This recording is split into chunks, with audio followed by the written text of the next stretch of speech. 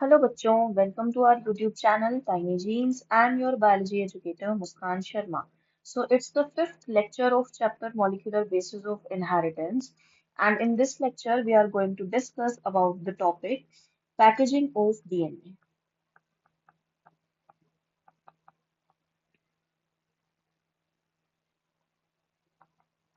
So in the last class हम लोगों ने structure of DNA डिस्कस किया था और उसमें मैंने आप लोगों को बताया था कि ह्यूमन सेल के अंदर ह्यूमन की हर एक सेल के अंदर जो डीएनए होता है वो 2.2 मीटर्स लॉन्ग होता है. 2.2 मीटर्स लॉन्ग डीएनए होता है, लेकिन हमारी सेल का साइज तो इतना नहीं होता है.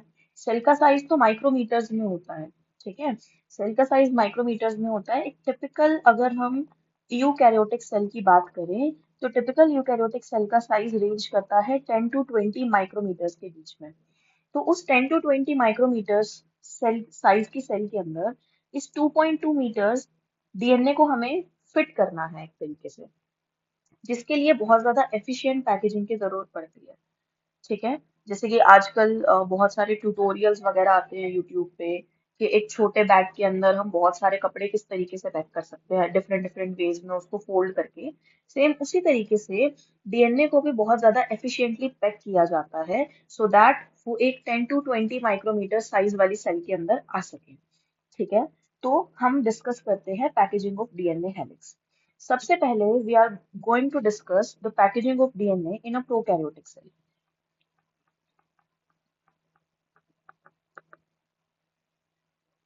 सो जो प्रोकैरियोटिक सेल होती है, यानी कि बैक्टीरियल सेल के अंदर जनरली बहुत ज्यादा एफिशिएंट पैकेजिंग नहीं देखी जाती है, क्योंकि वहां पे न्यूक्लियस भी नहीं होता है. डीएनए फ्रीली साइटोप्लाज्म के अंदर लाई करता है.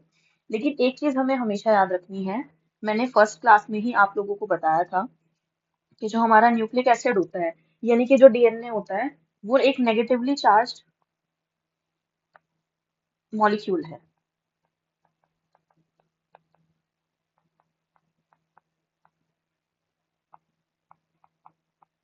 नेगेटिवली चार्ज्ड मॉलिक्यूल है, साथ ही साथ एसिडिक नेचर का होता है. तो अब इसकी अगर हमें पैकेजिंग करनी है तो इसकी पैकेजिंग के लिए कुछ इसके ऑपोजिट चाहिए, यानी कि वो प्रोटीन्स जिसकी हेल्प से हम इसकी पैकेजिंग करेंगे. पहली चीज तो वो पॉजिटिवली चार्ज होने चाहिए. इसके अलावा वो बेसिक नेचर के होने चाहिए, क्योंकि अगर चार्जेस डिफरेंट होंगे तभी जाके वो पैकेजिंग हो पाएगी. अगर प्रोटीन्स भी नेगेटिवली चार्ज होंगे तो वो रिपेल करेगा डीएनए और प्रोटीन एक दूसरे को, पैकेजिंग वहां पे हो नहीं पाएगी.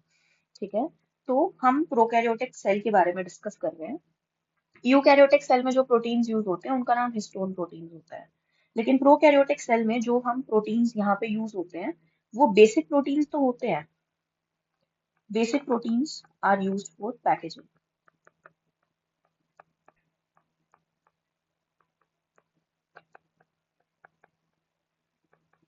लेकिन but these are not histone proteins. Basic होते हैं लेकिन वो हिस्टोन प्रोटीन्स नहीं होते हैं. ये एक डिफरेंस प्रोकैरियोटिक और यूकैरियोटिक सेल में हमें देखने को भी मिलता है. ठीक है, कि यूकैरियोटिक सेल में हिस्टोन प्रोटीन्स देखने को मिलते हैं which are not found in a prokaryotic cell. तो ये बेसिक प्रोटीन्स होते हैं जो कि पैकेजिंग में यूज होते हैं, लेकिन ये प्रोटीन्स हिस्टोन प्रोटीन्स नहीं होते हैं. पहली चीज. दूसरी चीज, प्रोकैरियोटिक सेल में न्यूक्लियस नहीं होता है. कुछ इस तरीके से सेल का स्ट्रक्चर होता है और सेल के साइटोप्लाज्म में जो डीएनए है वो कुछ ऐसे प्रेजेंट होता है. सर्कुलर डबल स्ट्रैंडेड डीएनए इस तरीके से उसकी पैकेजिंग की होती है. ये एक प्रोकैरियोटिक सेल है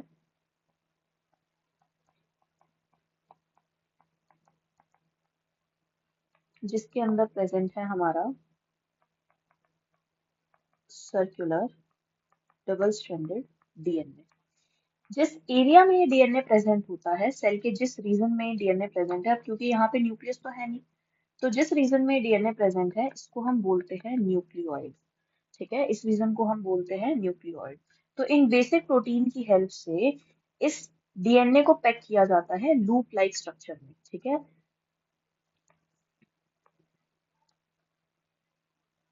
So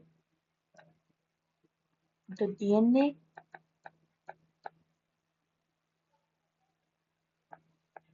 is organized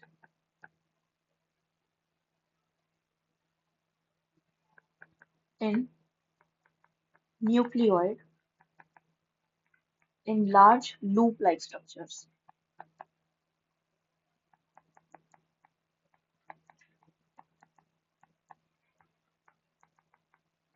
which are held by basic proteins। ठीक है, तो ये तो बात हो गई हमारी प्रोकैरियोटिक सेल की। अब हम मूव करते हैं यूकैरियोटिक सेल पे।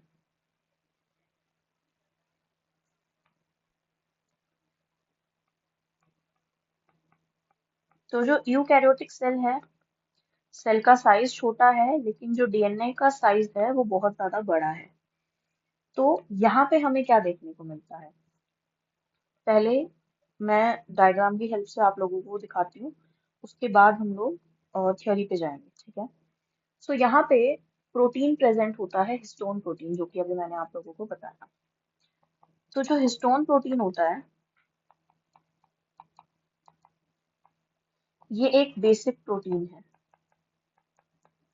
और साथ ही साथ ये नेगेटिवली चार्ज है।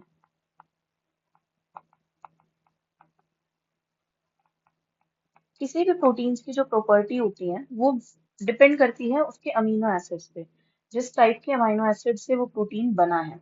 तो जो हमारा हिस्टोन प्रोटीन होते हैं ये बनते हैं दो मेन अमीनो एसिड से, जो कि बेसिक अमीनो एसिड्स होते हैं, क्योंकि उसमें जो साइड चेन होती है वो बेसिक होती है। साथ ही साथ उस पर पॉजिटिव चार्ज प्रेजेंट होता है। Sorry, positively charge.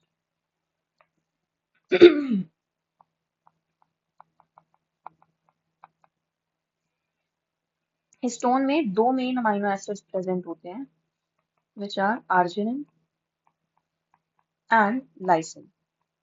ये दो मेन अमीनो एसिड्स होते हैं जो कि हिस्टोन के अंदर प्रेजेंट होते हैं, हिस्टोन प्रोटीन बनाते हैं जो कि, ठीक है, जिसकी वजह से हिस्टोन पे पॉजिटिव चार्ज होता है और वो बेसिक होता है नेचर में। अब हिस्टोन का जो स्ट्रक्चर होता है ना, हिस्टोन प्रोटीन जो होता है ये एक ओक्टामर की फॉर्म में होता है, it's in the form of octamer. अब क्वेश्चन आता है ओक्टामर क्या होता है, तो एक टर्म होती है विच इज पॉलीमर। पॉलीमर का मतलब होता है एक मॉलिक्यूल जो कि बहुत सारी छोटी छोटी सब यूनिट से मिलके बना है। पॉली यानी कि बहुत सारी, मैनी, मल्टीपल, ठीक है, मैनी यूनिट्स। तो पॉलीमर एक ऐसा मॉलिक्यूल जो कि मल्टीपल यूनिट से मिलके बना है, मल्टीपल सब यूनिट से। तो ओक्टामर क्या होगा, ओक्टा यानी कि एट, यानी कि ये एट सब यूनिट से मिलके बना होता है जो हमारा हिस्टोन प्रोटीन होता है। अब ये जो एट सब यूनिट्स होती हैं ये आठ अलग अलग तरीके की सब यूनिट्स नहीं होती है, ये फोर टाइप ऑफ सब यूनिट्स होती हैं जो कि दो दो प्रेजेंट होती है। अब ये चार टाइप की सब यूनिट है, H2A, H2B, H3 and H4। ये चार तरीके की सब यूनिट होती है हमारे पास जो कि डबल डबल प्रेजेंट होती हैं और वो मिलके हमारे ये ओक्टामर बनाती है, हिस्टोन ओक्टामर। सर्कुलर स्ट्रक्चर होता है जिसके चारों तरफ हमारा डीएनए रैप होता है। तो होता ये है कि यहाँ पे हमारा प्रेजेंट है हिस्टोन ओक्टामर।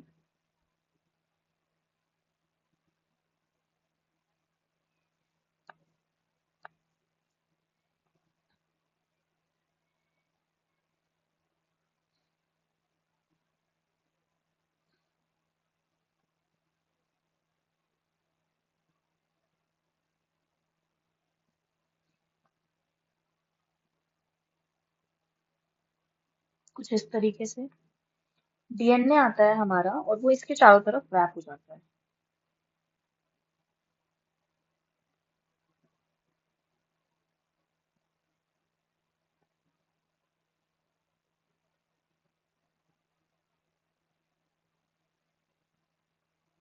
कुछ इस तरीके से। तो ये हमारा डीएनए है, ये है हिस्टोन ओक्टामर।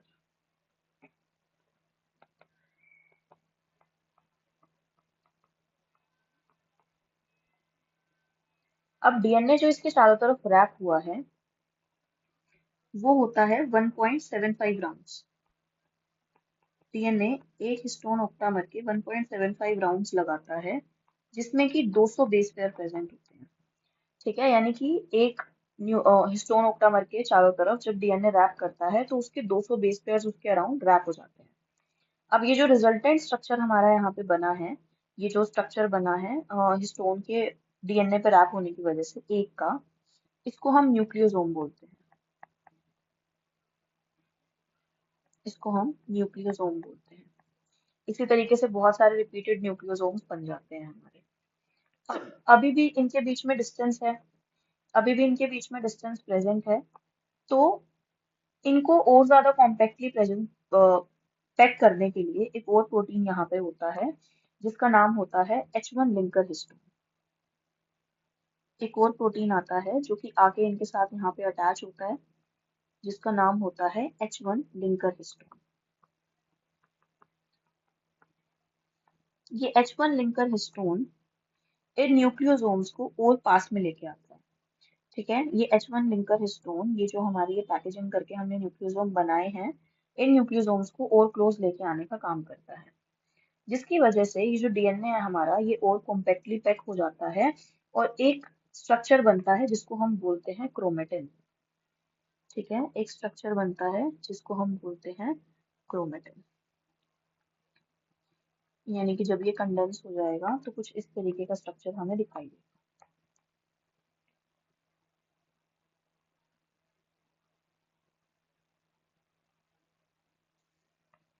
ये जो स्ट्रक्चर बना है इसको हम बोलते हैं क्रोमेटिन।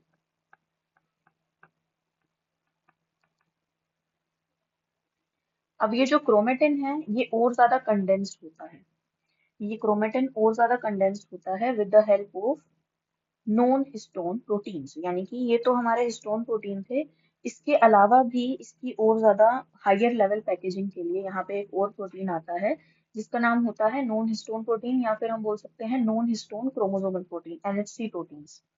ठीक है, तो ये हमारा chromatin along with NHC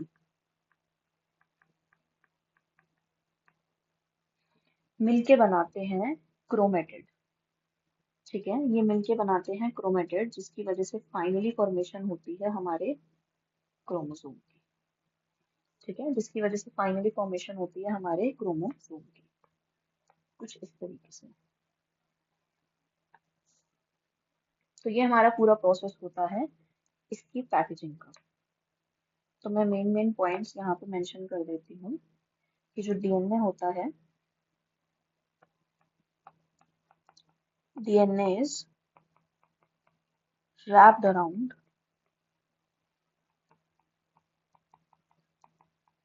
positively charged histone proteins, which is in the form of an octamer. Octamer क्या होता है वो मैंने अभी आपको बताया, 8 सब यूनिट से मिलके बनता है। सो डीएनए टेक्स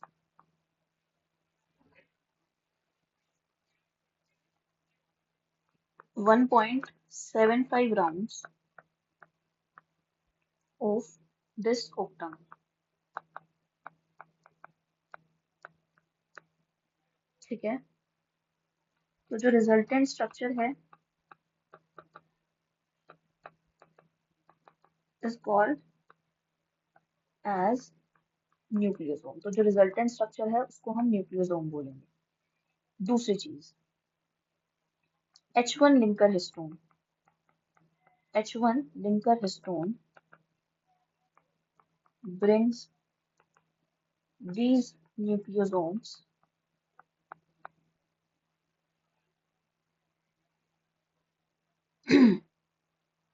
closer, जिसकी वजह से क्या बनेगा,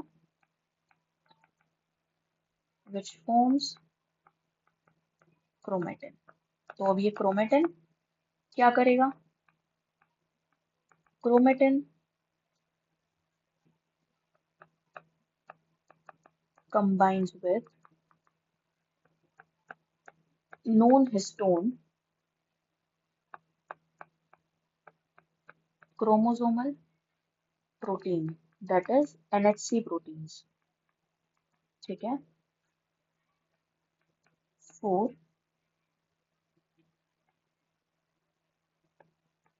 higher level packaging and forms chromatid. और ये क्रोमेटिड क्या बनाती है? विच लेटर फॉर्म्स क्रोमोसोम, ठीक है। क्रोमेटिड हमारे क्रोमोसोम का ही पार्ट होती है। ये जो हमने ये बनाई है ये क्रोमेटिड ही होती है, ठीक है। तो कुछ इस तरीके से हमें पैकेजिंग का मैकेनिज्म देखने को मिलता है। अब ये जो क्रोमेटिन यहाँ पे बना है ना, ये क्रोमेटिन दो तरीके का होता है, ठीक है। ये जो क्रोमेटिन होता है ये दो तरीके का होता है। वो दो तरीके का क्रोमेटिन क्या है? जब इसकी पैकेजिंग हो रही होती है तो ये पैकेजिंग दो मैनर में होती है।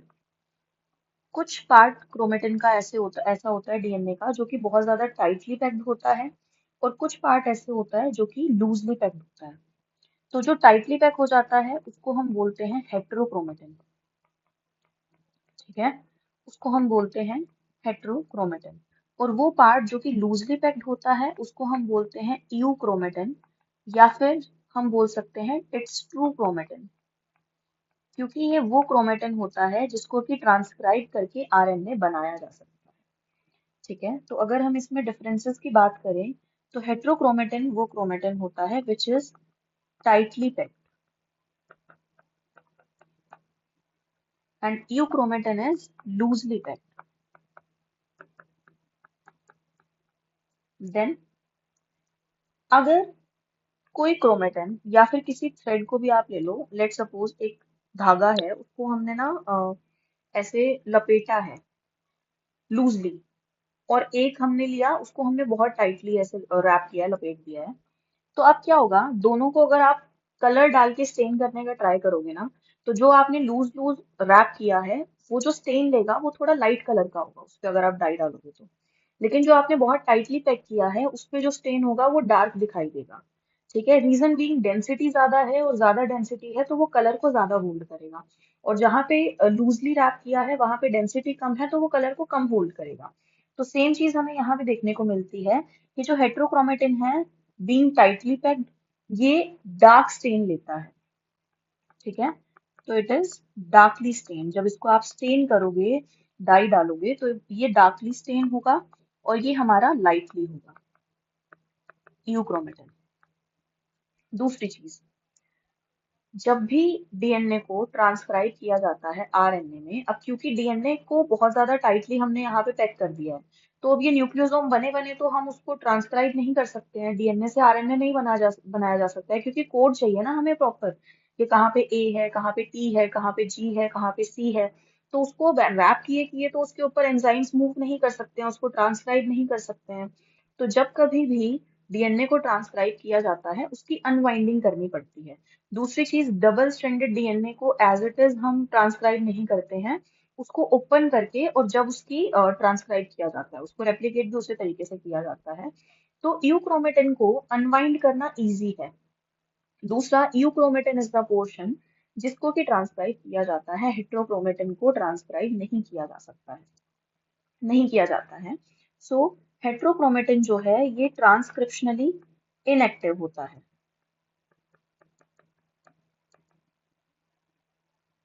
So heterochromatin is transcriptionally inactive and euchromatin is transcriptionally active. And the last thing we have is जो heterochromatin होता है वो क्रोमोसोम में प्रेजेंट होता है उसके टीलोमियर और सेंट्रोमियर के पास, ठीक है। It is present near telomere and centromere. और जो यूक्रोमेटिन है ये उनके बीच में प्रेजेंट होता है, ठीक है। So it's present between telomere and centromere, like this, कि अगर हमने ये क्रोमोसोम बनाया है,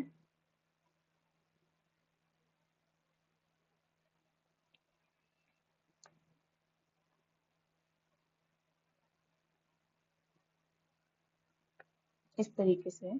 सो इसमें जो ये वाला पोर्शन है, ये ऊपर वाला, ये टीलोमियर है, एंड्स वाला, ठीक है। और जो ये वाला पार्ट है, ये सेंट्रोमियर के पास है, यहाँ पे। तो इस रीजन में जो डीएनए प्रेजेंट होगा, यहाँ पे इस एरिया में जो डीएनए प्रेजेंट होगा, सेंट्रोमियर के पास और टीलोमियर के पास, ये हमारा हेट्रोक्रोमेटिन होगा, ठीक है। ये वाला डीएनए हमारा हेट्रोक्रोमेटिन होगा। लेकिन जो इनके बीच में प्रेजेंट है, इस एरिया में ये हमारा यूक्रोमेटिन होता है, विच इज ट्रांसक्रिप्शनली एक्टिव। तो ये डिफरेंसेस होते हैं यूक्रोमेटिन और हेट्रोक्रोमेटिन में। So that's it for today. Next class में हम लोग डिस्कस करेंगे जेनेटिक मटेरियल की सर्च के बारे में, that is Griffith transformation principle, Avery transformation experiment and Hershey and Chase experiment. If you have any doubt or query regarding today's topic or any previous topic, so you can drop your question or query in the comment section below. Thank you so much for watching the video. Please like and share the video.